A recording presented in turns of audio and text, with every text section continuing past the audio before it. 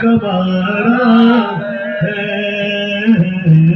वो कभी तो पहुंचेंगे कौन को कमारा है सुना तो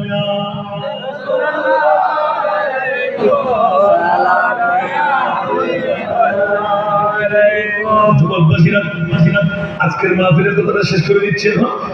আমার প্রিয় রাসূল আল্লাহ বলতে লাগলেন, ইয়া রাসূলুল্লাহ 18 নভেম্বর 2025 সন ডাকবাংলার সত্তরে যে সমস্ত বাবারা ভাইরা মতসরকাতের বিছানায় পড়ব, আল্লাহ বলতে লাগলেন, ইয়া রাসূলুল্লাহ যারা আপনার পাগল আমি খোদাও তাদের পাগল।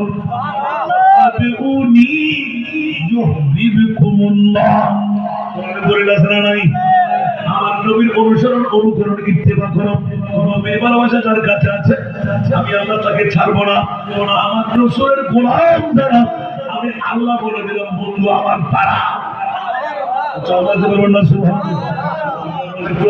আপকা ইশক है इसके रब्बे उला आपका जिक्र है खास जिक्र है खुदा खुद खुदा का ये कुरान में ऐलान है जो तुम्हारा नहीं वो हमारा नहीं। सलातुल्लाह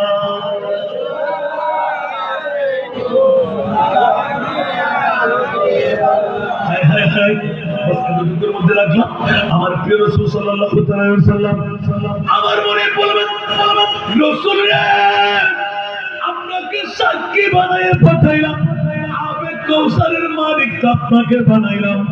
সুবহানাল্লাহ জোরে আমার কাছে কৌসারের পানি আছে না নাই?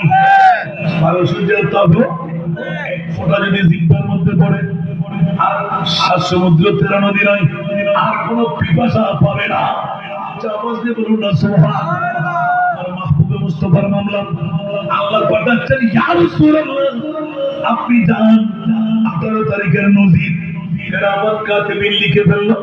আমি মুনির দেখতে লাগলাম, আপনি যদি না যান ইবলিস শয়তান আছে জিবরাইল আজরাইল ঢুকাইতে পারবে না। আমার নবী বলে, ইয়া আল্লাহ